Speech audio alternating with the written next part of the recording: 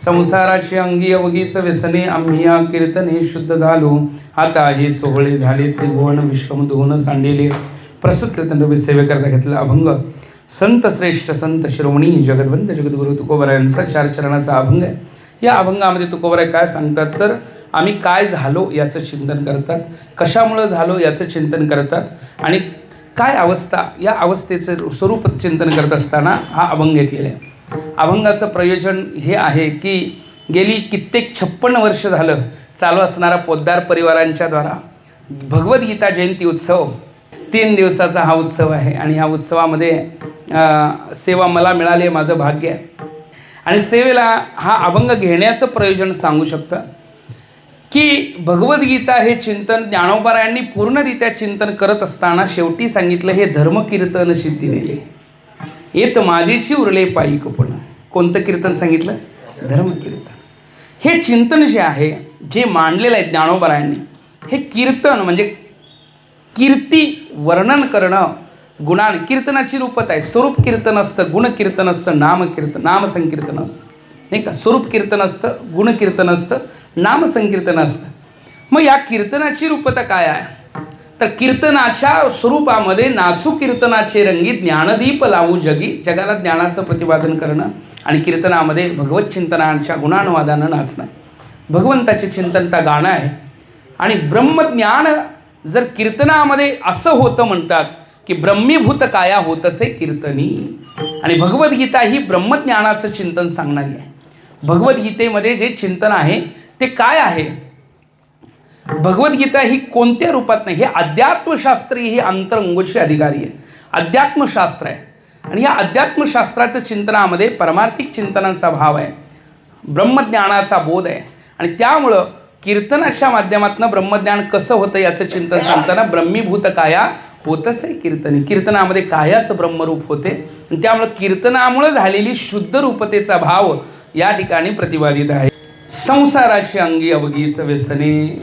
संसार म्हटलं की बऱ्याच लोकांना बऱ्याच गोष्टी समोर येतात.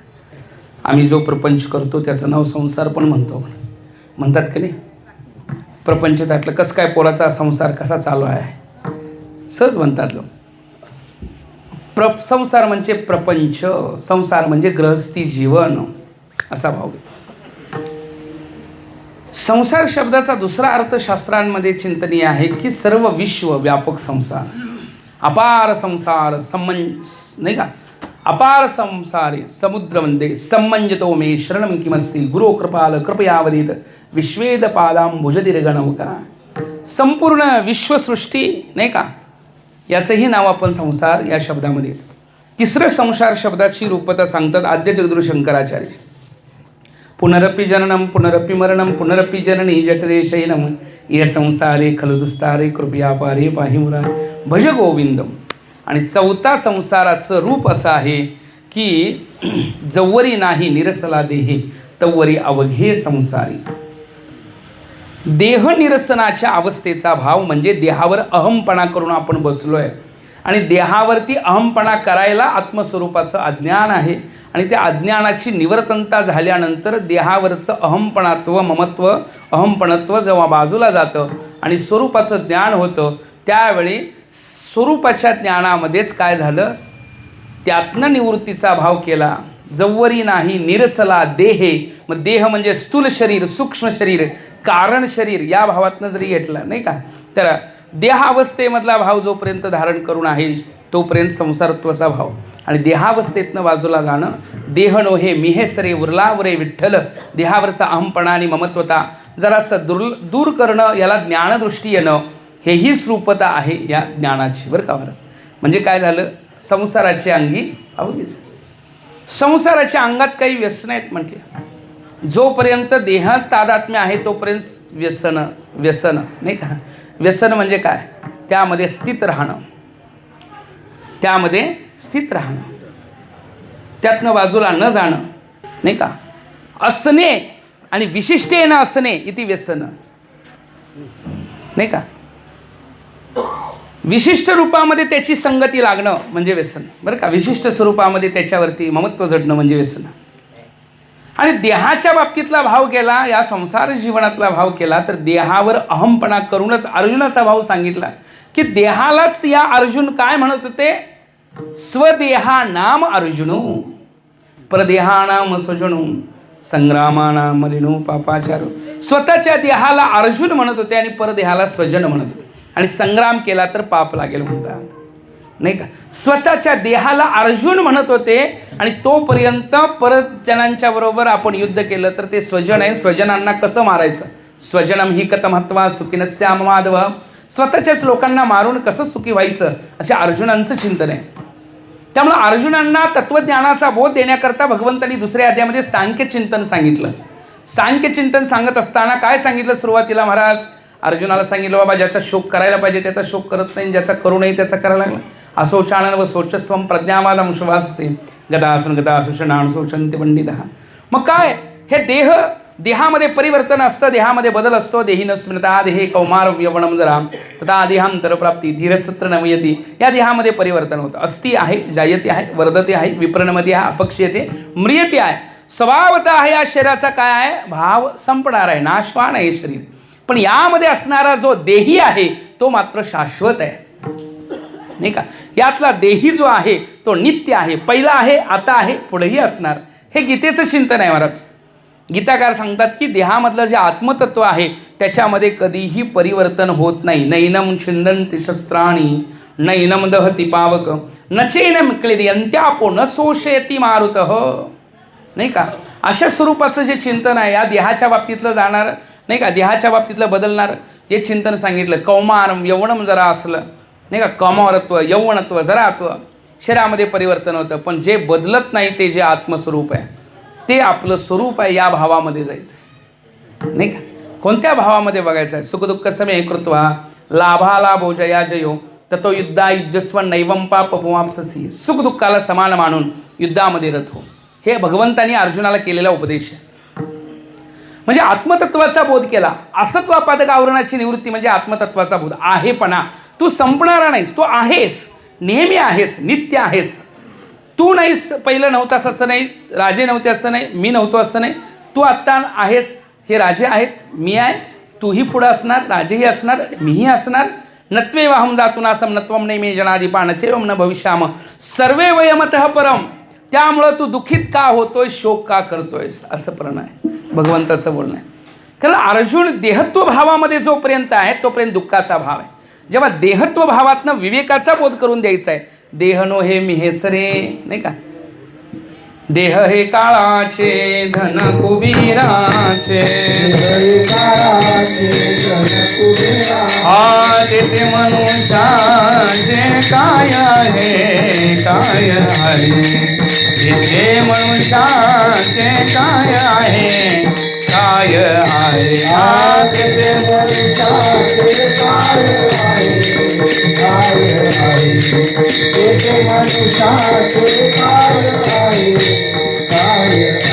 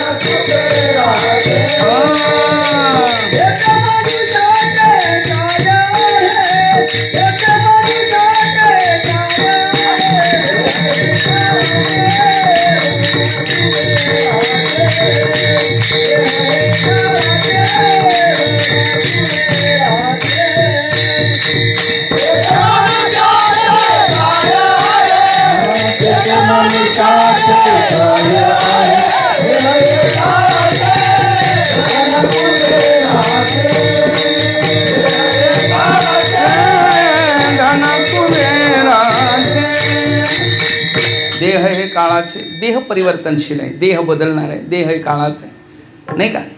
आणि मग आपलं स्वरूप काय आहे याचा बोध करून दे. हा बोध म्हणजे चिंतन मांडणं आहे. आम्ही कीर्तने शुद्ध झालो, नाही का. शुद्ध झालो या शब्दामध्ये अगोदर देहसंबंधाचा विचार करतो तोपर्यंत शुद्ध, आणि देहाच्या नंतर या शरीराला नाही का. शरीरत्व भाव संसाराची अंगी अवघीच व्यसने. शरीर संबंधाचा बोध जेव्हा पण होतो त्यावेळेस शुद्धतेचा भाव म्हणता येईल का. कारण भेद जिथं आहे ते अमंगळतेचं चिंतन आहे. भेदाभेद भ्रम अमंगळ. अमंगळतेचा भाव काय. भेद आहे आणि या संबंधानं भेद आहे. भेदाभेद आहे, जन्ममरण आहे नाही का. उपजे ते नासे नासले ते पुनरपी से घटिका यंत्र जैसे जन्ममरण आहे. भेदाभेद आहे. अविद्येचा परिणाम काय काय होतो. अनुकूल प्रतिकूल आहे. भेद ज्ञानामुळं अनुकूल प्रतिकूलता आहे, रागद्वेषता आहे नाही का. सुखदुःख पाप पुण्य रूपता ह्यातनंच सुपदा प्रस्तुत होते का नाही सांगा. मग याला कारण जी असणारी अविद्या म्हणून अविद्येचा मळू शास्त्रनाशी एरी निर्मळू प्रकाश स्वय. अविद्यारूपी मळ आहे ना त्याची निवृत्तता करावी लागेल आणि मळ निर्मळ झाला की मग शुद्ध होणं नाही का. शुद्ध होण्याकरता देहत्व संबंध देह तादात्म्य जो भाव आहे तो भाव निवृत्ती करता बोधाची गरज पडते. भाव निवृत्ती करता देह तादात्म्य भाव एकाने धारण केलेला आहे, निश्चय केलेलाच आहे. आणि किती निश्चय दृढ असतो काही लोकांचा. काय लोक त्या निश्चयाला आणि दृढ करतात बरं का महाराज. एक जण एका जुन्या काळातली गोष्ट, एका राजा आहे, त्या राजानं सांगितलं बाबा मला घोडा पाहिजे, नवीन घोडा आणायचा आहे आणि त्या जंगलाच्या पलीकडं बाजार भरला आहे म्हटलं घोड्याचा. तिकडे एक गाव आहे, त्या गावामध्ये बाजार भरला आहे आणि काय आणायचं आहे, घोडा पाहिजे मला नाही का. आता तो व्यक्ती घोडा आणण्याकरता गेला, राजाचा घोडा. आता राजांचा घोडा म्हटल्यावर काही सामान्य नसणार आहे, व्यवस्थित घेऊन आलं पाहिजे. पलीकडे गेला आणि तिथं घोडा खरेदी केला. खरेदी करून जंगलातनं येत असताना 4 चोरांनी बघितलं. आता 4 चोरांनी त्या घोड्याला महाराज बघितल्यावर त्यांच्या मनामध्ये भाव आला की घोडा तर मिळवायचा, कारण महागातला असणार. राजाचा घोडा म्हणजे काय सामान्य पैसे देऊन आणला असेल का हो. म्हटलं महागातला असणार, मोठा घोडा आहे, असा सुंदर घोडा दिसायला लागला आहे. म्हटले त्या घोड्याला मिळवायचं, चोरायचं. विचारलं बाबा घोडा कोणाचा. तो म्हटला हा राजाचा घोडा आहे.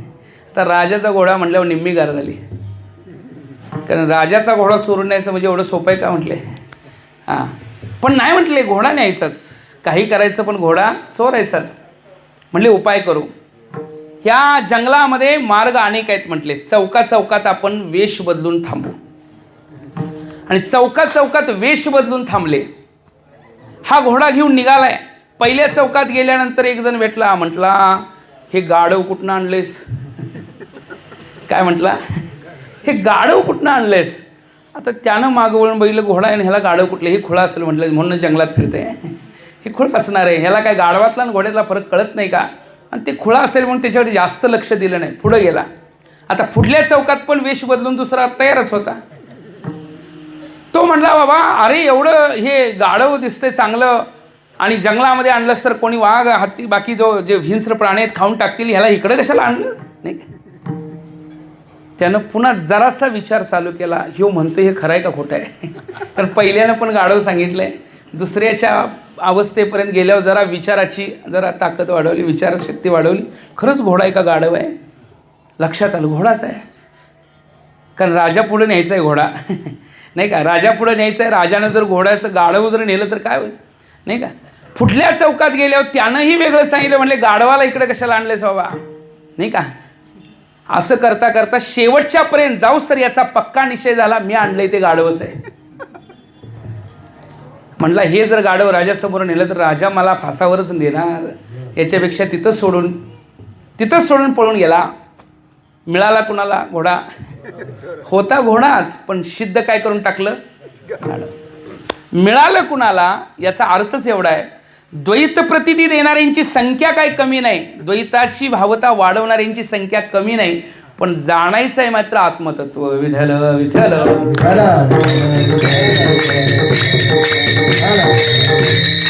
द्वैताची प्रतिता वाढवणाऱ्यांची संख्या काय, भेद ज्ञान सांगून संतांचा मार्ग न सांगता दुसराच मार्ग सांगून विचारांना भरकटवण्याचा विचार जर करत असतील तर भेदाचं चिंतन व्हायला लागलंय नाही. मग भेदाच्या चिंतनापेक्षा भेद ज्ञान म्हणजे कसलं ज्ञान की बाबा हे नाही, जीव आणि शिव एक कसे असतील, जीव वेगळा शिव वेगळा, असे भेद ज्ञान जर सांगायला लागले नाही का. तू देवच, शरीरच देह आहे, शरीरच तुझं स्वरूप आहे, असं जर सांगायला लागले तर हा भेद ज्ञान म्हणायचं. ह्या भेद ज्ञानाचा बोध पक्का करणाऱ्यांची संख्या पण काही कमी नाही आहे. कोणीही विरक्तीच्या दिशेनं जाणारा कोणाला आवडतो याची गॅरंटी देता येत नाही. एखादा म्हटला नाही मला जरा वेदांत शिकायचं आहे, अध्यात्म शिकायचं आहे, ग्रंथ शिकायचं आहे, ज्ञानेश्वरी शिकायचं आहे, भागवत शिकायचं आहे, पंढरपूरच्या दिशेनं जायचं आहे, विरक्त अवस्था प्राप्त करायची आहे, असं जर एखाद्यानं म्हटलं तर सगळ्यालाच घरातल्यांना आवडते असं सगळं कोणाला आवडेल पण कोणाला नाही आवडणार असाही भाव असू शकतो. पण या जगतामध्ये ओढणाऱ्या लोकाचार केवळ दाखवणाऱ्यांची संख्या पण कमी नाही आहे. पण त्या अशांना हित माहीत नाही. हित नाही ठावे जननी जनका डावीला लौकिकाचार होती.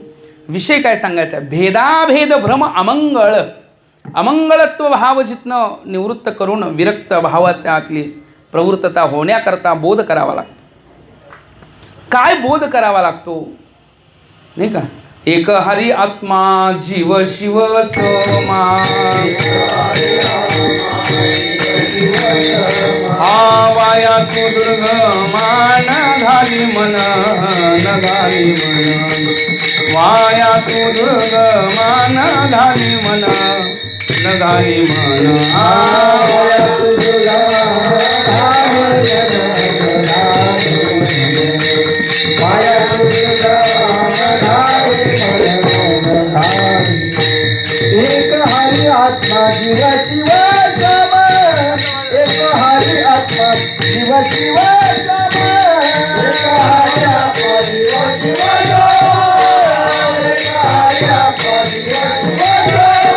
वाया तुझ समान घाली मन वाया तुझ समान घाली मन हरी मुखे मना हरी मुखे मना हरी मुखे मना हरी मुखे मना वाया तुझ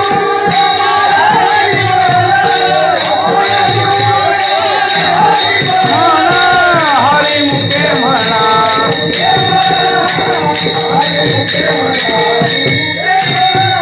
एक हरी आत्मा जीव शिव समा वाया तू दुर्गमा न घाल वाया तू दुर्गमा न घाली म्हण. दुर्गमा दुःखेन गम्यते ती दुर्गमम नाही का?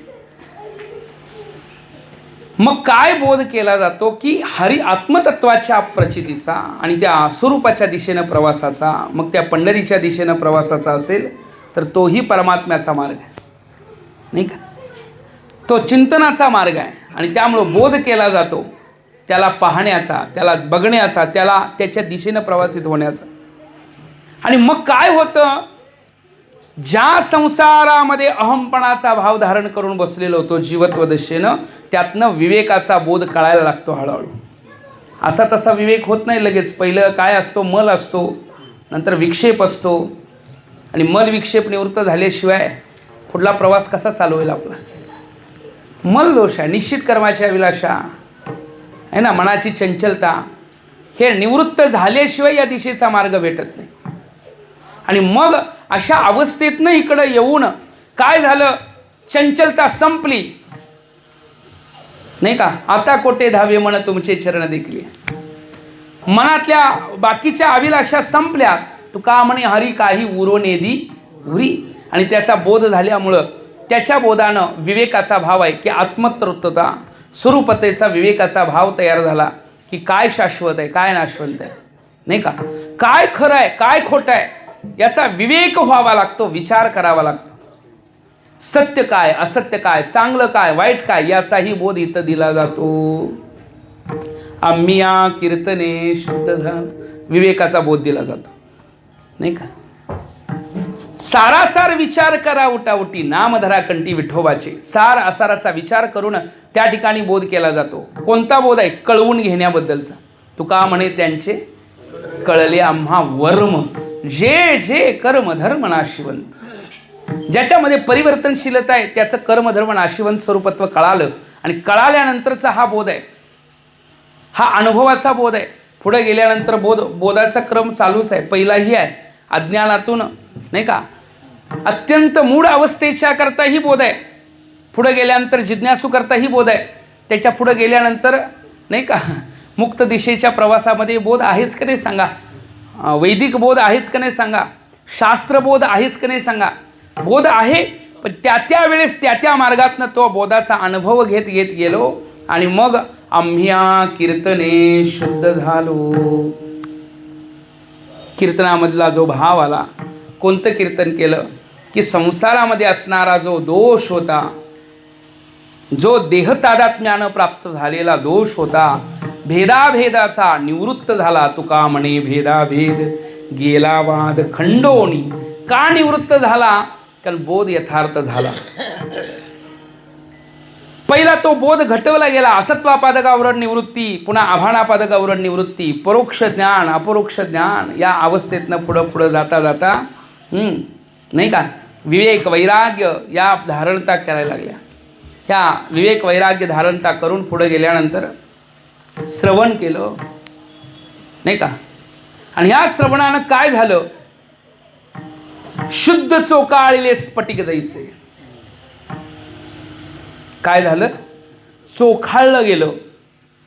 अंतकरण वृत्ती शुद्ध झालेलीच आहे. मल विक्षेप निवृत्त झाले, अंतकरण शुद्ध स्थिर झालेलं आहे. बोध विवेकाचा आहेच. पण अशा ठिकाणी जो शास्त्राचा बोध केला गेलाय, श्रवण नाही का, जो बोध गेला, एक हरी आत्मा जीव शिव समा. आणि या बोधामध्ये जो अनुभव आलेला आहे, त्या अनुभवामध्येच हे वर्णन आहे की आम्ही कीर्तने शुद्ध झालो. या बोधाच्या कीर्तनामध्ये, कीर्तन कसं आहे? श्रवणम कीर्तनम विष्णू स्मरणम पाद सेवनम अर्चनम वंद्यम दास्यम सख्यम आत्मद्वेन. ह्या नविदा भक्तींचा मार्ग एक आहे नाही का. त्या मार्गातनं सायास करून देवतीही बळे धरिला, सायासे धरिला. तादात्म्य संपणं एवढं सोपं नाही. देह तादात्म्य एवढं कठीण आहे. त्यातनं विवेक होऊन अनुभूतीच्या दिशेनं जाणं, याला कारण एकमेव एक आहे, हा शास्त्रबोध आहे, संतांचा बोध आहे. आणि त्या बोधामुळं आम्ह्या कीर्तने शुद्ध झालो. आता हे सोवळे झाले त्रिभुवन, विषम दुहून सांडियले. सोवळं झालं. सोवळं झालं म्हणजे जो दोष होता, विषय संसाराच्या अंगी अवगीचं व्यसन आहे. ते व्यसनं कोणते आहेत? तर विषमता. विषम दुहून सांडियले. विषमता संपली. सोवळेपणाचं लक्षण आहे विषमता संपली. विषमतेला कारण आहे की अनुकूल प्रतिकूलता. अनुकूल प्रतिकूलतेला कारण काय? भेदज्ञान. भेदज्ञानाला कारण काय? स्वस्वरूपाचं अज्ञान. जिथं अज्ञान निवृत्त झालं, तिथं आता भेदाभेद निवृत्त झाला. आणि ज्या स्वरूपाचं ज्ञान झालं, ब्रह्म सर्वंगत सदा सम, जे ते अणुनाही विषम, अशा विषम तत्वाच्या बोधापर्यंतचा प्रवास आला. आता हे सोवळे झाले त्रिभुवन, विषम दुहून सांडियले. विषमता संपली. आता विषम दुहून सांडियले, भेद निवृत्त झालेला आहे.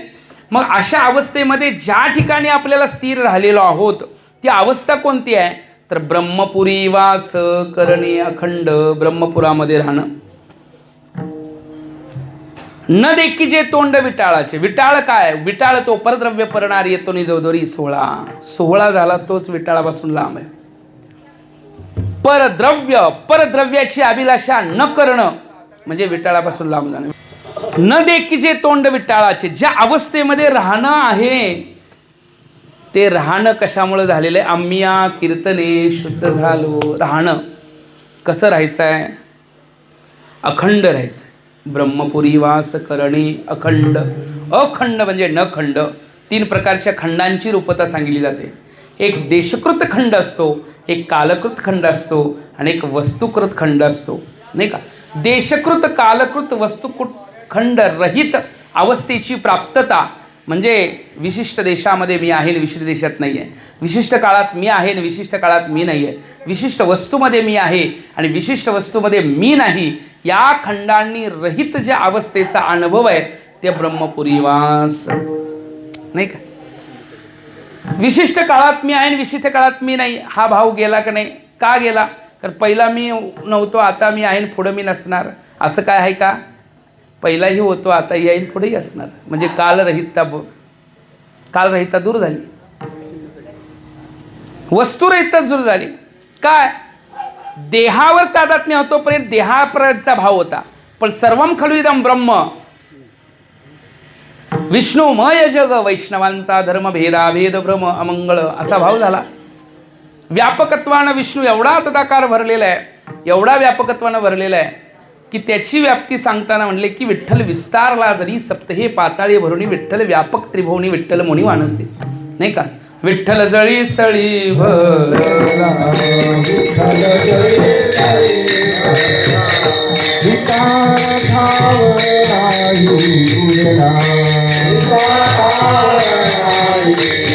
आज म्या दृष्टीने पाहिला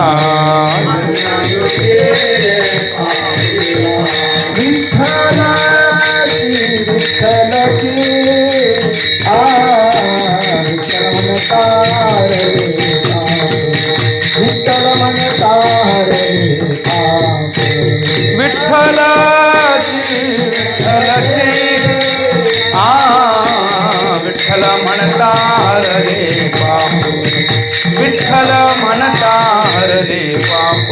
विठ्ठल गळी स्थळी भरला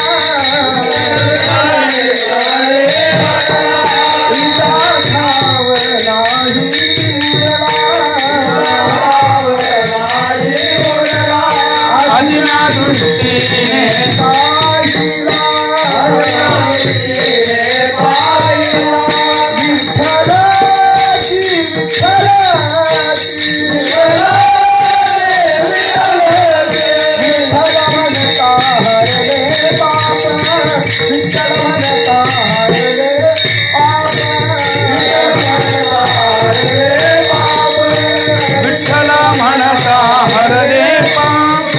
विठ्ठल जळी स्थळी भरला रिता ठाव नाही भरला. एवढा व्यापकत्वानं भरलेला आहे की विष्णुमय. तुम्ही ज्या चटईवर बसलाय त्या चटईतले धागे बाजूला केले तर चटई नाव शिल्लक राहत. तसा एवढा अनिश्चित आहे की त्यातला अस्थिपणा बाजूला केला तर अस्थिपणा बाजूला केला तर कोणत्या अधिष्ठानावर स्वरूपता प्रतीतीला आहे. अधिष्ठानत्वेन परमात्मतत्व आहे. आणि एवढ्या व्यापकत्वाचा अनुभव आला. ब्रह्म सर्वंगत सदा सम. सर्वंगत म्हणजे काय? सर्वंगत म्हणजे व्यापक, सर्व ठिकाणी. सदा म्हणजे काल, सर्व काळी. आणि सम म्हणजे सर्व वस्तूमध्ये. सर्वंगत सदा सम. सर्वंगत म्हणजे देशकृत परिच्छिन्न रहित. सदा म्हटलं की कालकृत परिच्छेद रहित आणि सम म्हटलं की वस्तुकृत परिच्छेद रहित, अखंड, नाही का. सर्वंगत सदा सम.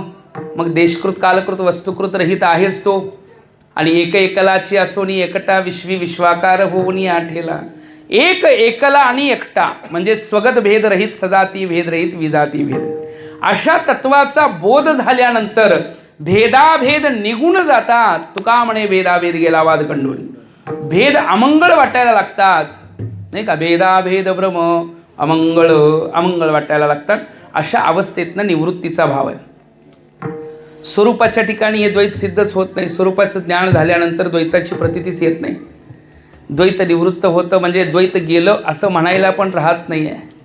बरं, त्याला एक म्हणावं तर एक म्हणण्यासारखा एकाचाही त्या ठिकाणी भाव स्थित होत नाही. एक म्हणावं त्याला तर द्वैत सापेक्ष आहे. एक म्हणावं तर द्वैत सापेक्ष. कारण एक, एकटा, एकला हे म्हटलंय कशाकरता? द्वित्वाचं निवारण करण्याकरता, आनंद अद्वय करता, नित्य निरामय करता. आनंद रूप आहे, अद्वय आहे, नित्य आहे, निरामय आहे.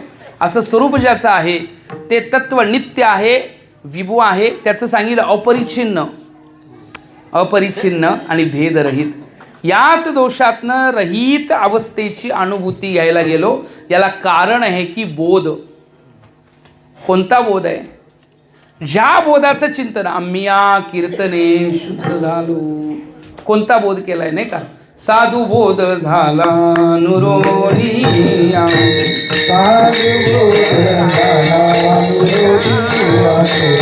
हाईचा मुराला अनुभव, हाईचा मुराला अनुभव. हरी मुके म्हणा, हरी मुके म्हणा, हरी मुके म्हणा, हरी मुके म्हणा,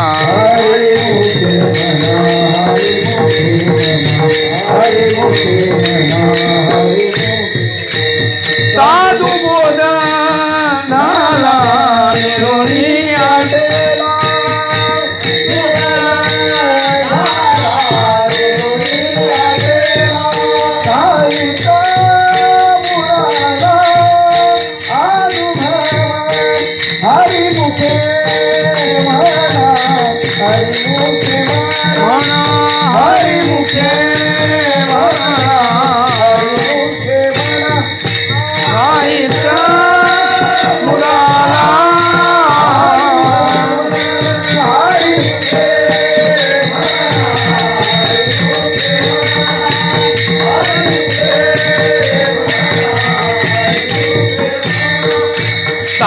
बोध झाला, नुरोनिया ठेला, साधूंचा बोध झाला की शिल्लक राहत नाही. शिल्लक राहत नाही म्हणजे काय? नुरोनिया ठेला, दृष्टत्व भाव हा दृश्याला घेऊ नये. जर दृश्यच नाही प्रतीतीला आलं, भेदच नाही आला, तर दृष्टा शब्द तरी तिथं कुठं राहील? नाही का? दृष्टा शब्द तर राहील काय महाराज? दृश्य दिसलं, दृश्यच नाही दिसलं, आणि दृश्यामध्ये सगळी प्रतीती, भ्रमाण प्रतीतीला येणारा जो भेदाचा भाव जर निवृत्त झाला तर दृष्टत्व भावही सिद्ध राहत नाही, कर्तृत्व भोक्तृत्व अहंकारही राहत नाही. कारण काय झालं? अवघी आनंदाची सृष्टी झाली. काम क्रोध लोभ निमाले ठाईचे. काम क्रोध लोभ हे तर दूर गेले, भेदाचा भाव निवृत्त झाला, आणि मग दृष्टत्व भाव, ज्याला मी दृष्टा म्हणत होतो, मी बघणारा. मग बघण्यामध्ये त्रिपुटीचा व्यवहार होता. बघणारा, ज्याला बघितलं जातं ते, आणि बघणं हे त्रिपुटी आहे. आपण कोणाला बघतोय? ईश्वरानं जे आपल्याकरता हे पंचभूतात्मक प्रपंच तयार केलेलं आहे, नाही का? तद्भोगा ईश्वराज्ञा व्यत पवन तेजांबो भूभूतानी जज्ञिरे. या ईश्वराद्वारा जो प्रतीतीला येणारा हा जगदरूपी संसार आहे, त्याला आम्ही बघतोय. कोण बघतोय? तर आपण बघतोय. ती भगवंताची जी माया आहे पुढं प्रस्तुत, नाही का? त्या मायेच्या रूपाला आपण सत्य मानून बसलो तर नाही होत. कळालं की सत्य तू सत्य तू सत्य तू विठ्ठला, कागा हा दाविला जगदावास. भासाला सत्य म्हणता येत नाही, कारण भासामध्ये परिवर्तन आहे.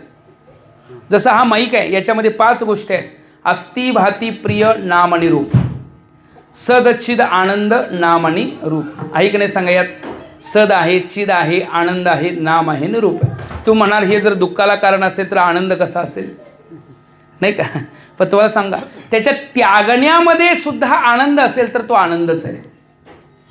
दोन्ही गोष्टीत आहे. ह्याचा स्वीकार होत असेल तर हा आनंदरूप आहेच, पण याच्या त्यागामध्ये आनंद मानून हाही आनंदच आहे, नाही का? त्यामुळे आनंदरूप आहे अस्तिपणा, भातीपणा प्रकाशित आहे, आणि सदरूपता आहे. तिन्ही गोष्टी आहेत. आणि त्याला जोडलं नाम आणि रूप. तसा मृदंग आहे, मृदंगामध्ये अस्ति भाती प्रिय नाम रूप आहे, नाही का? मग यातला बदल कशाचा झाला? अस्ति भाती प्रियता तीच आहे, बदललं नाम आणि रूप.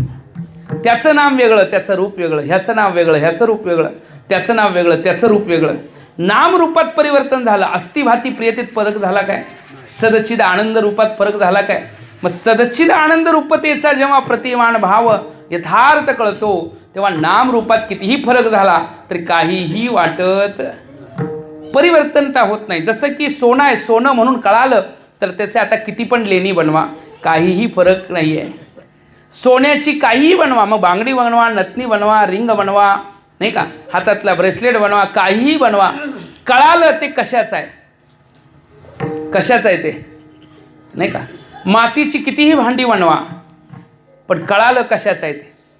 तसं नामरूपात्मक जगत भेदानं प्रतीतीला येत असेल तर जेव्हा स्वरूपाचं ज्ञान होतं आणि वरचा भेद हा भ्रमित वाटायला लागतो, त्यावेळी स्वरूपाच्या ज्ञानानं, ज्या ज्ञानानं अविद्येचा परिणाम म्हणून हे जगत प्रतीतीला येत होतं, ती अविद्या जर निवृत्त झाली तर आता भेदाभेद निघून जाणं, आणि मग ब्रह्मपुरीवास करणे अखंड, न देखिजे तोंड विठाळाचे. आता ज्यामुळं त्रासाचा विषय होता, दुःखाचा विषय होता. भेदानं काय काय प्रॉब्लेम येतात महाराज? प्रॉब्लेम म्हटलो मी, जरा इंग्लिश एक शब्द असावा म्हणून. काय काय त्रास होत असतं भेदामुळं? अनुकूल प्रतिकूल आहे, माझं तुझं. भेदामुळं काय काय फरक होऊ शकतो? भेद रागद्वेषच आहे, आपलेपणा, परकेपणा, आणि हे दुःखाला कारण आहे. पुढं आपण एखाद्याला आपलं म्हटलं, तो खराच आपला असेल याची गॅरंटी म्हणता येत. परकेपणा म्हटलं तर खराच तो परका असेल असं नाही, तो आपलाही असू शकतो. हाही भाव येतात त्यात. रागद्वेष, अनुकूल प्रतिकूल, भेद ज्ञान, या सगळ्याला कारण असणारी जी अविद्या आहे, ती अविद्या निवृत्त होणं गरजेचं आहे. तेव्हा ही निवृत्त होते त्यावेळी शत्रू आणि मित्र सारखे वाटायला लागतात. समाशत्रोच मित्रेश तथा मानापमानयो शुतष्ण सुखदुःखेषु समसंग विवर्जिता. ज्ञानोत्तर भक्तीमधला भक्त कसा असतो याचं वर्णन करताना म्हणतात की सुख शत्रू आणि मित्र सारखा वाटायला लागतो. ज्ञानोबराय वर्णन करतात. पाहे पा नाही का काय वर्णन करतात का गायीची तृष्णा हरू व्याघ्रा विष होणी मारू हे नेनेची का करू तोय जैसे. गायीची तृष्णा हरण करावी वाघाला विष होणी मारावं असं पाणी कधी म्हणत नाही. अद्वेष्टा शब्द आहेत, त्या अद्वेष्टाचा विस्तार आहे. ना तरी इक्षदंडू पाळितया गोडू गाळितया कडू नैवेद्यवी. इक्षदंडू म्हणजे ऊस, जो त्याची लावणी करतो त्याला गोड आणि जो कापणी करतो त्याला कडू, असा कधी इक्षदंडू झालाय का? ज्ञानोबराय उदाहरण देतात. तसाच अपपरू नाही चैतन्य आगा. चैतन्याला आपलं आणि परक हा भेद राहिलेला नाही, कारण तो सर्वांच्या सारखाच रूपामध्ये राहतो. चैतन्यत्व अनुभव सर्वत्र सारखा आहे. बरं, तो राजाच्याच हृदयात राहतो आणि गरिबाच्या हृदयात राहत नाही असं काय आहे काय महाराज? कारण चैतन्याचा जो भाव आहे, चैतन्य आनंद रूप आहे. सुषुप्तीमध्ये एखाद्या श्रीमंताला आनंद येत असेल तर गरिबालाही सुषुप्तीमध्ये तेवढाच आनंद येतो. का त्यात फरक आहे महाराज? श्रीमंताला सुषुप्तीमध्ये जेवढा आनंद येतो तेवढाच आनंद गरिबाला येतो. उलट श्रीमंताची स्वप्नामध्ये जो आनंद येतो, स्वप्नातले आनंद त्याच्या आणि मोठी स्वप्न असू शकतात, पण गरिबाची जेवढी स्वप्न आहेत तर त्याला पण तेवढ्याच रूपातला तो आनंद नाही का व्यवहारातला भाव प्रस्तुत होऊ शकतो.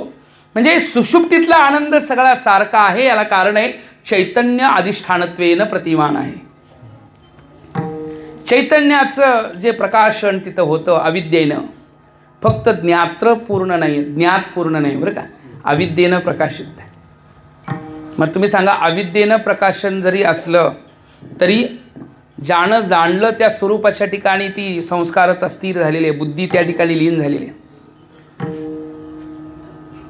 पण इंद्रियांसहित अंतकरणासहित ज्ञात्रतेचा भाव आणि तेवढाच मोठा आनंद ही ज्या अवस्थेमध्ये येतो ती त्याच्या पुढची अवस्था आहे, त्याला तुर्यगा म्हणतात. सुषुप्तीमध्ये आवरणानं सहित आनंद आहे, आवरणासहित आनंद आहे. सुषुप्तीमध्ये आवरणासहित काय आहे? कारण अज्ञानाची वृत्ती आहे. पण त्या अवस्थेमध्ये आवरण रहित आनंद आहे. सुषुप्तीचा आनंद आणि आपल्याला जसा आहे तसा, गरीबाला आहे तसा, श्रीमंताला आहे, चांगल्याला आहे, शहाण्याला आहे तसा आहे, खुळ्यालाही आहे, विद्वानाला जसा आहे तसा मूर्ख माणसालाही तोच आनंद भाव देतोय सुषुप्तीमधला आनंद. त्यात भेद नाही. चैतन्य अपपर नाही, अपपर नाही चैतन्यागा. चैतन्याची अपेक्षा एखाद्याने केली तर त्या दिशेनं जर अधिकार संपन्न असेल तर त्याची अनुभूती त्याला येणार नाही. तर म्हणणार नाही असं चैतन्य पहिला मला विरोध करत होता ना आता जवळ यायला लागला असं म्हणणार नाही चैतन्य. चैतन्य अपपर म्हणत त्या ठिकाणी आपलेपणाचा भाव नेहमीच त्या चैतन्याच्या ठिकाणी आहे. भेद संपला गेला कारण स्वरूपाचं ज्ञान झालं. संतांच्या ठिकाणी भेद आहे का महाराज? नाथ महाराज काशीवरून येणारी जी गंगा आणलेली गंगा आहे ती कोणाला पाजली महाराज? गाढवाला पाजली. सगळ्याला माहीत आहे. काय भेद आहे काय? अहो हे पशुला कशी पाजू असं त्यांना काय वाटलं का? नाही वाटलं. का? कारण त्या स्वरूपाचं ज्ञान झाल्यावरती मग जीव कोणताही जीव असला तर त्या जीवामध्ये जीवाचा भाव तैसा हृदयामध्ये मी रामू. सर्वांच्या हृदयदेशी सर्व जीवांच्या हृदयामध्ये परमात्म्याचा वास आहे. फक्त तो प्रगट रूपात नाही आहे अन्य जीवामध्ये, पण या देहामध्ये त्याचा अनुभव घेता येतो. अन्य देहामध्ये नाही आहे. पाप पशु काय पाप पुण्य जाणती, पण मनुष्य देहामध्ये त्याचा अनुभव घेता येतो. त्या अनुभवामध्ये संसारामधल्या व्यसनात निवृत्त होता येतं. सोहळेपणाचा भाव तयार करता येतो नाही का. आणि मग ब्रह्मपुरामध्ये स्थिर राहण्याचा भाव तयार करता येतो. यदगत्वा न निवर्तन्ते हा भाव तयार करता येतो. जिथं गेल्यानंतर पुनरावृत्ती परिवर्तित होत नाही. यदगत्वा न निवर्तन्ते, जे जाणल्यावर पुन्हा काहीच जाणायची गरज पडत नाही अशा तत्वाची प्राप्ती ज्यामुळं होते, अशी अवस्था ज्या बोधानं होते, ज्या अवस्थेला बोध होतो नाही का. काय वर्णन आहे? सम अवस्था, समानतेचा भाव नाही का. कसं वर्णन आहे बघा. हरिचिया दासा हरिदासी हरिचिया दासा हरिदासी भावे जैसा तैसा हरी तैसा हरि एक, हरि जैसा तैसा हरि एक, हरि जैसा तैसा हरि एक, हरि मुखी गाता हर फलिता,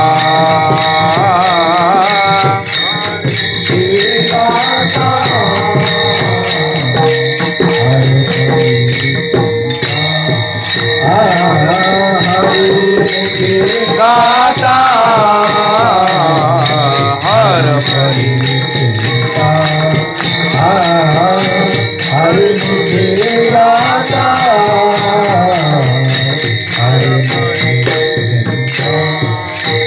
हरीची आदाता हरिला ही दिशा. सर्वत्र व्याप्त असणाऱ्या परमात्म्याचं समत्वानं भाव बोध झाल्यामुळं मग तिथं काय शत्रू मित्र आपलेपणा परकेपणा हा भाव काहीही शिल्लक राहत, संतत्वाच्या ठिकाणी भक्ताच्या ठिकाणी अलौकिक अवस्थेला पोचलेल्याच्या ठिकाणी भेद राहत नाही.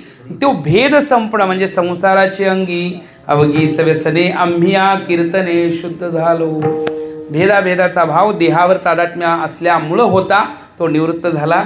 जन्म मरण रूपी भाव आता तुका म्हणे नाही का, काय म्हणतात, जन्म नाही रे तुका म्हणे, याला कारण झालं. आता जन्म मरणाच्या फेऱ्याच्या राडगाडग्यात नाही आहे भाव. म्हणजेच जन्म मरण रूपी चुकायला कारण काय, आम्ही कीर्तने शुद्ध झालो, नाही का.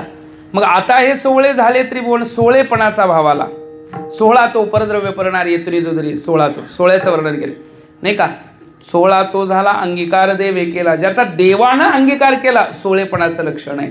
आणि मग अशा सोहळेपणाच्या भावामध्ये गेलो आणि मग राहिलो स्थित ज्या ठिकाणी, ज्या ब्रह्मपुरी वास करणे अखंड न देखीजे तोंड विटाळ. ज्या अवस्थेमध्ये पोचलो त्या अवस्थेमध्ये भेद नाही आहे, द्वैत नाही आहे, विषमता नाही आहे. आणि अशा ठिकाणी निरंतर राहिलो, नाही का. किती निरंतर राहिलो, निरंजनी आम्ही बांधिले घर, निराकारी निरंतर राहिलो से. निरंतर ब्रह्मपुरी वास करणे अखंड, त्या स्वरूपाच्या ठिकाणी स्थिर होण्याचा भाव. न देखी जे तोंड विठाळाचे. आता द्वैताची प्रतीती तिथं नाही आहे. स्वरूपाच्या ठिकाणी काय आहे, आनंदुरे आजी आनंदुरे, आनंदुरे आजी आनंदुरे, आनंदुरे आजी आनंदुरे आजी सभायाभ्यंतरी अवघा परमानंदुरे, सभायाभ्यंतरी अवघा परमानंदुरे, सभायाभ्यंतरी अवघा परमानंदुरे, सभायाभ्यंतरी अवघा परमानंदुरे, आनंदुरे आजी आनंदुरे, आनंदुरे आजी आनंदुरे, आजी आनंदुरे आनंदुरे. त्या ठिकाणी आनंदाशिवाय दुसरं काही नाही. आनंद, त्या आनंदाचं वर्णन करताना आनंदाबद्दल भरपूर बोलता येतं. कारण ब्रह्मपुरी वास, ब्रह्म हे आनंदमय आहे. काय वर्णन केलंय, सच्चिदानंद रूपाय विश्वोत्पत्त्यादि हेतवे तापत्रय विनाशाय श्रीकृष्णाय वयं नमः. राहण्याचा भाव आनंदाशिवाय होत नाही. आणि आनंद आहे म्हणून ब्रह्मपुरी वास करणे अखंड. आनंद तिथं आहे. आनंदाशिवाय तिथं दुसरा कुठलाच विषय नाही. दुःखाचा प्रवेश नाही. सुख दुःख सापेक्ष एखाद वेळ बोलावं लागतं आणि दुःख सुख सापेक्ष बोलावं लागतं. पण जिथं सुख दुःखाच्या अतीत अवस्थेचा भाव आनंदमय आहे, आनंद अद्वय, हे वर्णन तिथलंच आहे, नाही का. सच्चिदानंद अंबाबाई हो करी कृपा, नाही का. तेच वर्णन तिथलं. ज्या ठिकाणी स्थिर राहिलोय की न फिरे माघारी, या अवस्थेमध्ये गेलोय. बैसले शेजारी, एक शेजारी राहणं आणि तद्रूप होणं, दोन्हीतला थोडासा फरक. शेजारी राहणं म्हणजे भक्ती, तद्रूप होणं म्हणजे मुक्ती, नाही का. मग राहिलो तिथं. किती राहिलो, भ्रमर गुंतले सुमन कळिके. एखादा भुंगा कमळात गुंतल्यावर त्याला मागेही वाटत नाही, तसं स्थिर झालो. आता रस सेवितो हा रस.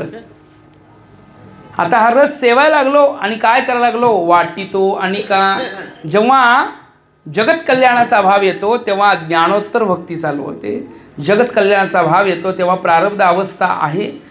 जीवनमुक्ताची भावता काय असते, जगाच्या कल्याणाकरता तो बोध असतो. आणि त्या बोधामध्ये एक वर्षाव कसला आहे, ब्रह्मज्ञानाचा, तत्वबोधाचा. त्यांच्या बोधामध्ये काय आहे, त्यांच्या बोधानं ज्या अनुभवापर्यंत व्यक्ती पोचतो नाही का, मी तर वासुदेव तत्वतापर्यंत पोचलं जातं. तर कळो येईल विचारिता आहे ठाऊ कसा गिया संता, नोहे तुझा अनिक मागुदा. मी देव आहे, घरात जाऊन सांगशील मी देव आहे नाही का. हा अनुभवाचा विषय आहे, हा बोलण्याचा विषय नाही आहे. आणि त्या अवस्थेमध्ये बोलणं होतच नाही. बघा तुम्ही, त्या अवस्थेमध्ये यत्वाचे निवर्तन ते अप्राप्य माणसं, असं जिथं बोलण्याचा व्यवहार होत नाही, केवळ अनुभव आहे. अनुभवामध्ये आनंद एवढा अनुभवायचा असतो. जसा विहिरीत एखाद्यानं उडी मारली, का मारली तर एकाचं काय पडलेलं, सोन्याचं दागिना पडलेला, आणि म्हणून तो शोधण्याकरता उडी मारली कुठं, विहिरीमध्ये. आता विहिरीत मारलेली उडी शोधण्याकरता गेला, आतमध्ये त्याला बोलता येते काय सापडलं म्हणून, नाही बरं. आतमध्ये सांगता येते काय नाही सापडलं म्हणून, नाही सापडलंही म्हणता येत नाही, सापडलंही म्हणता येत नाही. याचं कारण आहे, कारण अग्नीची वाणीची देवता अग्नी आहे, अग्निदेव. आणि जलाची देवता कोण आहे, वरुण देव. आणि दोघांचं जमीन असं वाटतंय काय, अग्निदेव आणि वाणीची देवता कोण आहे, अग्नी. आणि जलाची देवता वरुण. दोघांचं जमेल असं वाटतं, कारण का अग्नी असेल तर वरुण आला तर काय होईल, अग्नी जातो नाही का. आणि अग्नी तापला तर वरुण थांबतो कुठं. जेव्हा अग्नी जास्त तापला तर पाणीसुद्धा काय होऊ शकतं, बाष्प होऊन जाऊ शकतं नाही का. त्यामुळे परस्पर बोलता येत नाही, तिथं बोलणं होत नाही. जसं पाण्यामध्ये वर आल्याशिवाय कळू शकत नाही, आणि वर उपकारा करता येतात. अवस्थेमध्ये राहणं, अनुभव घेणं, हे अवस्थेमध्ये राहणं आहे. पण जेव्हा जगत कल्याणाचा भाव येतो तेव्हा कृपा नावाची उपाधी घेऊन जगतामध्ये व्यवहार करतो. कृपा नावाची उपाधी घेऊन जगदरूपतेचा भाव तयार केला जातो. ही गुरुत्व दशा त्यांची नाही का. संत भाव येते उपकारासाठी. म्हणजे वैकुंठ जे लोक आहे त्या लोकातनं किंवा वैकुंठ स्वरूपातनं, वैकुंठाचे जे प्रकार सांगितले त्या वैकुंठ लोकातनं आम्ही वैकुंठवासी आलो. मग ज्या परमात्म स्वरूपतेचा निरंतर अनुभव घेणाऱ्या त्या ठिकाणावरनं जर ह्या ठिकाणी आलो असेल, ह्याचं कारण आहे की कृपा नावाची उपाधी होणं. तसं पाहायला गेलं तर साधना कितीही मोठी तुम्ही करा, पण त्याला फलिद्रूप व्हायचं असेल तर कृपेची गरज आहे. कशाची गरज आहे, कृपेची. उपाय वनवसंतू आज्ञेचा आहे वतंतू, अमूर्तची परिमूर्तू कारुण्यास. अमूर्त असणारी स्वरूपत आहे, पण मूर्त रूपतेला येताच कारुण्य भावानं नाही का. ते बोलता न येणारं तत्व बोललं जातं नाही का. अरूपाचे रूप दावीन, अतिंद्रिय असणारं तत्वसुद्धा इंद्रियांच्या द्वारा त्याला पाहायला लावेन, डोळ्यांनी पाहायला लावेन, कानाने त्याला ऐकायला लावेन. डोळे तुम्ही घ्या रे सुख पहा विठो. हे कोणाकरता येते, उपकारासाठी, परोपकार नाही का. काय सांगू मी या संतांचे उपकार, ज्या अनुभूतीला बोलू शकतात ते. वास्तविक आपण बोलू शकत नाही, वाणी तिथं पोचू शकत, मन तिथं पोचत नाही. त्या अनुभवणाऱ्यांनी अनुभवांचा बोध कसा करतील म्हणाल तर त्यांचा बोध आपल्याला नेहमीच असतो, पण बोध कळण्याकरता आपला अधिकार तयार व्हावा लागतो नाही का. तो बोध कळण्याकरता कोणाचा अधिकार तयार व्हावा लागतो, आपला अधिकार तयार व्हावा लागतो. आपला अधिकार पूर्ण झाला की त्या बोधाचा अनुभवच येतो. काना वचनाची भेटी सरसीच बैकिरटी, वस्तुवणी व टिकवणे कुजो. ज्ञानोबराय म्हणतात ना, आता अवदारा कथा गहन नाही, आता काय वर्णन आहे, तरी अवधान एकले दिजे. एकला अवदान म्हणजे काय हो, एकल्या अवदान शब्दाचा अर्थ आहे दोषरहित अवदान, दोषरहित लक्ष. दोषरहित, मग कोणते दोष असतात अवधानामध्ये, लक्ष देण्यामध्ये दोष असतात म्हणजे लय नावाचा दोष आहे, विक्षेप नावाचा दोष आहे, कषाय नावाचा दोष आहे, रसास्वाद नावाचा दोष आहे नाही का. लय, विक्षेप, कषाय आणि रसास्वाद ह्या 4 दोषातनं रहित असं अवदान, त्याला एकलं अवदान म्हणतात. आणि त्या एकलं अवदान म्हणजे एकाग्र होणं. त्या एकाग्रतेमध्ये जेव्हा बोध होतो त्या बोधामुळं एवढं कानावचनाची बोट, इकडं बोध झाला की तिकडं अनुभव आला म्हणून समजा. मग तिथं मनन निध्यासपर करायची गरज पडत नाही. केवळ श्रवणानंच अनुभव येत असेल तर मनन करायची गरज पडत नाही. मग श्रवण मनन करून अनुभव येत असेल तर निधिध्यासन करायची गरज पडत नाही. पण श्रवणात शंका राहत असतील तर मनन करावं लागतं आणि मननात शंका राहत असेल तर मग निधिध्यासन करावं लागतं. हा क्रम करावाच लागतो.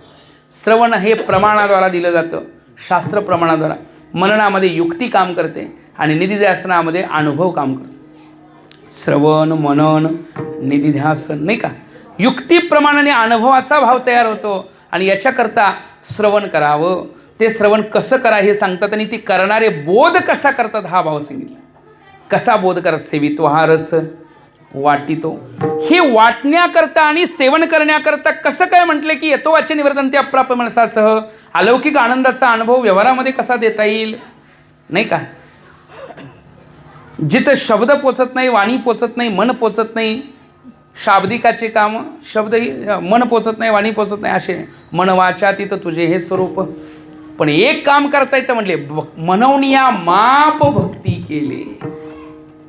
कोणतं माप केलं?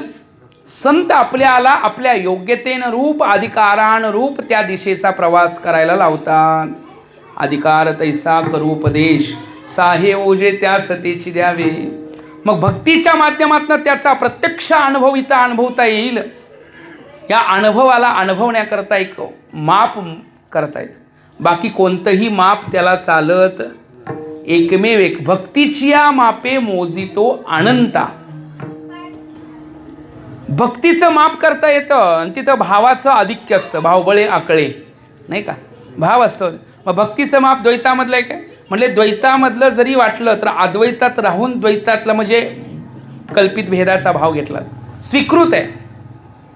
कल्पितता काय आहे? स्वीकृत आहे अद्वैतच. ज्ञान तर आहेच, पण ज्ञान गिळोणी गावा गोविंदुगा या अवस्थेपर्यंत पोचावं लागतं. आणि हा बोध तिथं केला जातो. त्या बोधाचा भाव झाला की त्या बोधाच्या भावाच्या अनुभूतीच्या ठिकाणी नेहमी आपण राहू, अनुभवामध्ये नेहमी राहू. सतत कृष्णमूर्ती सावळिका आनंद रूप आहे म्हणून नाही का, सततम कीर्ती यंतो का आनंद रूप आहे म्हणून, सतत सतत सदा नाम घोष करू हरिकथा का आनंद रूप आहे म्हणून नाही का महाराज. आणि मग तिथंच का राहू, मागं फिरण्याची इच्छा का नाही, तो एवढा आनंद रूप आहे की अष्टभोग भोगणे माते नाही चाड, भक्ती प्रेम गोड लेले. अत्यंत गोड रूप आहे ते. ज्ञानरूप घ्या आणि भक्तिरूप घ्या, दोन्ही अवस्थेतनं त्या अनुभवाचा भाव प्रतीतीला आला की ब्रह्मपुरी वास करणे अखंड, न देखीजे तोंड विठाळाचे. विठोबार कुमा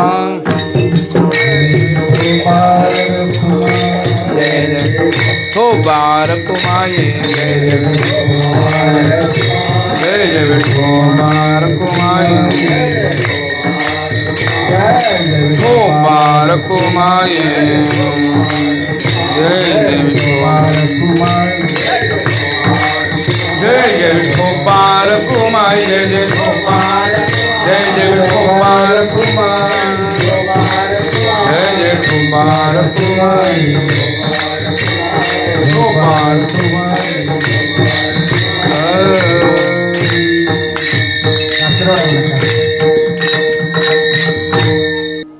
संसाराच्या अंगी अवघीच व्यसने, संसाराच्या अंगी अंगीच व्यसने,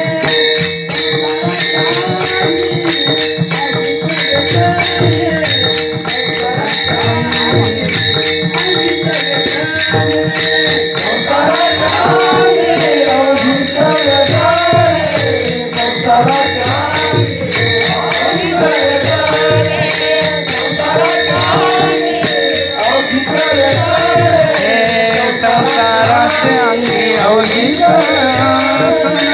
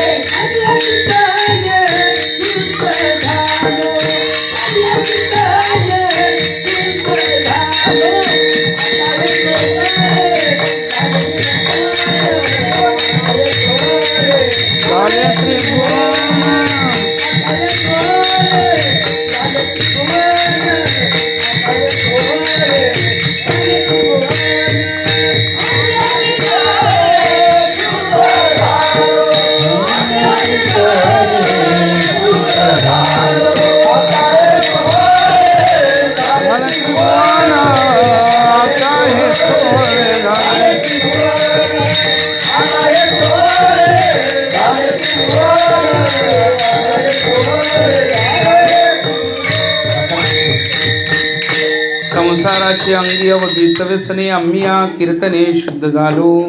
आता हे सोहळे झाले त्रिभुवन, सोवळे झाले त्रिभुवन, विषम दोहन सांडिले. ब्रह्मपुरी वास करणे अखंड नदी की जे तोंड विठाळाचे. आता हे सोवळे झाले त्रिभुवन, विषम दोहन सांडिले. तुका म्हणे आम्हा एकांताचा वास, ब्रह्मी ब्रह्मरस सेवू सदा. आता हे सोवळे झाले त्रिभुवन, विषम दोहन सांडिले. तुका म्हणे आम्हा एकांताचा वास, ब्रह्मी ब्रह्मरस सेवू सदा. जेव्हा या अज्ञानाचा परिणाम असणाऱ्या, अविद्येचा परिणाम असणाऱ्या जगतभावाचा, द्वैत भावाचा आणि देहतादात्म्य भावाचा जेव्हा ज्ञानानं निराश होऊन जातो, ज्या बोधाचं ज्ञान होतं बरं का, कोणत्या बोधाचं ज्ञान? साधू बोध झाला हे ज्ञान आहे. कीर्तनातनं काय होतं तर पहिल्या सुरुवातीला सांगितले, नाचू कीर्तनाचे रंगीत ज्ञानदीप लावू जगी. ज्ञानाचा बोध होतो. त्या ज्ञानाच्या बोधानं अधिकार संपन्न असणाऱ्या जिज्ञासू महात्म्याला त्या स्वरूपाच्या अनुभूतीपर्यंतचा प्रवास होतो. आणि त्या अवस्थेला गेल्यानंतर आता त्यामध्ये परिवर्तन होतच नसतं. यद्गत्वा न निवर्तन. त्यामुळे तुका म्हणे आम्हा एकांताचा वास, एकांत अवस्था नाही का. काही लोकांतात जरी असले, जगतामध्ये प्रबोधित करत जरी असले तरी ते निर्लिप्त असतात. ते वर्तत दिसती देही, परी ते देहिना माझे ठाई. हा एकांत अवस्था प्राप्त झाला नाही का. महात्म्याकरता एकांत अवस्था म्हणजे काय? विषयापासून निवृत्त अवस्थेचा भाव ते विषयात नसतातच कधी. ज्या अवस्थेमधला जो त्यांचा भाव आहे तो एकांत अवस्था आहे. भेदरहित अवस्था म्हणजे एकांत अवस्था. आणि एकांत अवस्थेमध्ये जो भाव आहे त्यांचा ब्रह्मी ब्रह्मरस सेवू सदा, आनंदाचा भाव आहे. रसाचं मगाशी वर्णन केले सगळं, रस नाही का. ब्रह्मी ब्रह्मरस सेवू सदा, सदा त्याचं सेवन चालू असतं. हा सेवन करणं म्हणजे जरासं द्वैत ठेवावं लागतं, कारण सेवायचं आहे ना. सेवायचं असेल, सेवन केव्हा होतं? कोणीतरी सेवन करणारा लागतो, कुठली तरी सेव्य वस्तू लागते आणि सेवन, त्रिपुटी आहे. सेव्य, सेवक आणि सेवन. आणि मग हा भाव, मी त्याचा आनंद, त्या स्वरूपाचा आनंद अनुभवतोय, हा भाव शिल्लक ठेवून ह्याचा अनुभव घ्यायचा आहे. मग शिल्लक का ठेवायचा आहे म्हटले नाही का. काय हरकत नाही, स्वरूपाच्या ठिकाणी आनंद, आनंदाचे डोहे, आनंद तरंग, आनंद रूपच सगळं आहे. तरीसुद्धा भक्तीच्या माध्यमातून यायचं असेल तर तो सेवन हा भाव आहे नाही का. सेवितो हा रस. हा कोणता रस आहे? ब्रह्मरस आहे. ब्रह्मरस घेई काढा तेने पिढा वारेल. रस म्हणजे काय? स्वरूपात असते रस. आत्ता आपल्याला काय, कशी अपेक्षा आहे मनाची वृत्ती? आता कुठला आहे, कुठल्या दिशेचा प्रवास चालला आपल्या मनाचा? आत्ता आहे असं, कवा एकदा संपावं आणि कवा एकदा सगळ्याचं नाही बरं का. कोणाकोणाला असं वाटत असेल की सगळ्यालाच म्हणतोय असं नाही आहे. पण जी प्रवृत्ती मनाची, अंतकरण वृत्ती मनाची ज्या दिशेनं प्रवासित होते आणि ते सेवन करण्याची अभिलाषा करते, तोच जो मनाचा आनंदाचा भाव, त्याचं नाव रस आहे. रस शब्दाचा अर्थ काय? मनाची प्रवृत्ती, ती प्रवृत्ती ज्या विषयाच्या अभिलाषानं प्रवृत्त होते, तो विषय. डोळ्यांना रूप आवडत असेल तर रूप विषयाच्या दिशेनं प्रवासित झाला आणि रूपातला आनंद तो अनुभवत असेल तर तो रूपातला रस भाव घेतो नाही का. रस नाही का. कानाने एखाद्या शब्दाचा अनुभव आनंददायक वाटत असेल आणि त्या दिशेनं जर मनाची प्रवृत्ती जात असेल तर ते मन त्या रसाचा अनुभव घ्यायला निघाले. तोही रसच आहे. आनंद अनुभव, आनंद अनुभव, ज्या अनुभवाच्या दिशेनं मन प्रवासित होतं. आता वाटतं आता कीर्तन बास, हे सुद्धा एक म्हणजे माझ्यासारखं सांगतो बरं. ज्याला वाटत असतं त्याला त्यातनं गोडी येत नाही. म्हणजे ज्याची गोडी स्वीकृत करतो तो, ज्या इंद्रियांच्या डोळ्यांद्वारा, कानाद्वारा नाही का, इंद्रियांची ज्या रूपता प्रवृत्त परक असेल तर तो त्याचा रसाचा भाव घेण्याकरता प्रवृत्ती होते नाही का. आणि मग त्या सगळ्या रसांपेक्षाही श्रेष्ठ रस कोणता असेल? ब्रह्मरस. मग ही गोडी कोणाला प्राप्त होते? काय म्हणणं आहे महाराज? ब्रह्मरस अनुभव कुणाला मिळतो? ब्रह्मरस गोडी तयासी फावली वासना निमाली समूळजाची. मनातली निर्मळता जोपर्यंत होत नाही, मल नावाचा दोष राहत नाही, बाकी सगळ्या रसांपेक्षा श्रेष्ठ रस मग शब्द स्पर्श रूप रस गंध पंचविषयात्मक भाव इथं नाहीच आहेत, नाही का. नवरस शांत शृंगार अद्भुत विभत्स हे सगळ्या रसांच्याही पलीकडे शांततेच्या भाव तयार करणारा हा ब्रह्मरस जो आहे ना, शांत रूपतेचा एकांताची अवस्था धारण करणार. या ब्रह्मरसाची गोडी अशी आहे, ब्रह्मरस गोडी तयासी फावली, त्यालाच ती गोडी मिळेल म्हटले. वासना निमाली समूळजाची, ज्याचा नाही का विषयाची अभिलाषा संपली म्हणजे संसाराची अंगी अवघीचं व्यसने, ह्या व्यसनातला भाव निवृत्त होऊन ब्रह्मानुभवाच्या भावापर्यंत प्रवृत्ती झाली आणि त्या प्रवृत्ती ब्रह्मानुभव घेतला गेला. आता तिथं प्रवृत्तीही शिल्लक राहिली नाही. प्रवृत्ती आणि निवृत्ती रहित अवस्था. प्रवृत्ती आणि निवृत्ती ये ओझेने घेमती अखंड चित्तवृत्ती आठवी माते. चित्तवृत्ती तदाकार झाल्यानंतर जिथं मनाचा मनपणा निघून गेला, मनाचे मनपोन गेले, बोलाचे बोलके पण ठेले, संकल्प विकल्प भाव आता शिल्लक नाही.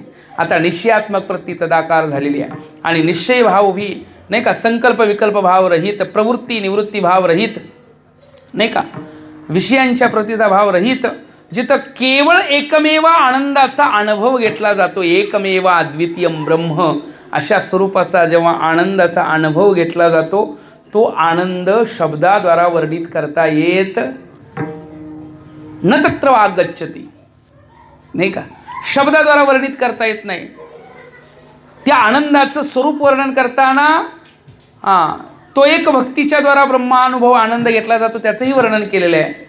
आनंद तेतीचा मुख या शिवाच्या, बहिरे ऐकती कानी रे, आंधळ्याशी डोळे कांगुळ्याची पाय, तुका म्हणे वृद्ध होती तरणी रे, सत्य गावते गावात विठ्ठल रुक्माई पावा,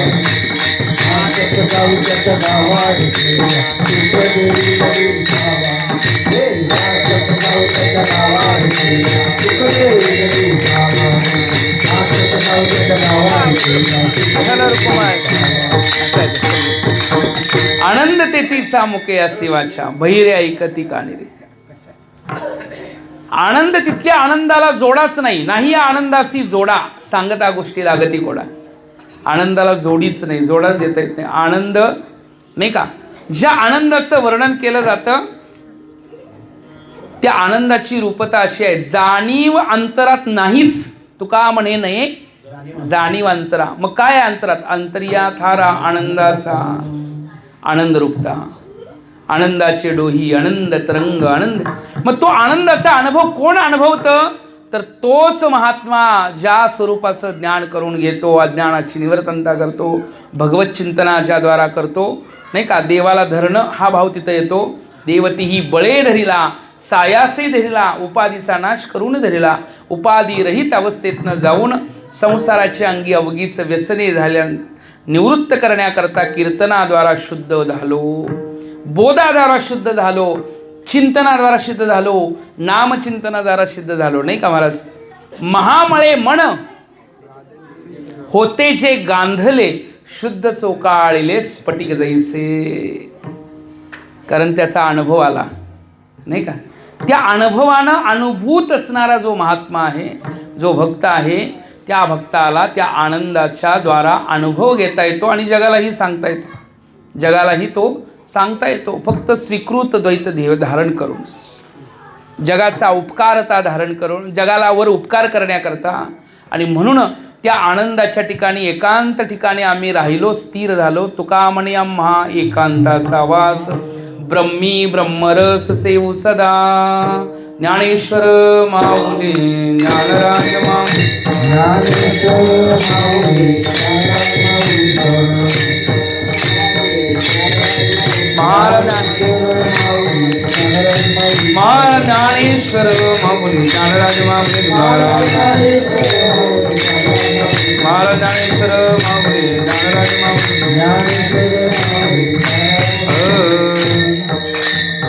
संसाराचे अंगी अवघीच व्यसनी आम्ही या कीर्तने शुद्ध झालो. आता हे सोवळे झाले त्रिभुवन विषम दुहून सांडियले. ब्रह्मपुरी वास करणी अखंड नदे जे तोंड विठाळाचे. आता हे सोवळे झाले त्रिभुवन विषम दुहून सांडियले. तुका म्हणे आम्हा एकांताचा वास ब्रह्मी ब्रह्मरस सेवू सदा. आता हे सोवळे झाले त्रिभुवन विषम दुहून सांडियले. झाली सेवा पंढऱ्याच्या चरणी, ज्ञानोबा तुकोबांच्या चरणी, भगवान कृष्णांच्या चरणी, भगवद्गीतेच्या चरणी समर्पित करून काही चुकलं असेल हा माझ्या वाणीचा दोष आहे, माफ करा. बरोबर आहे ते मात्र ग्रंथाचं शास्त्राचं संतांचं आहे. चुकीला सोडून द्या, बरोबर तेवढं घ्या. माऊलीच्या भाषेत न्यूनते पुरते अधिक हे सरते करून घ्यावे तुम ते विनवितसे. किंभवणा तुमसे केले धर्मकीर्तन सिद्धी नेले. येत माझे चिवरले पायीक पण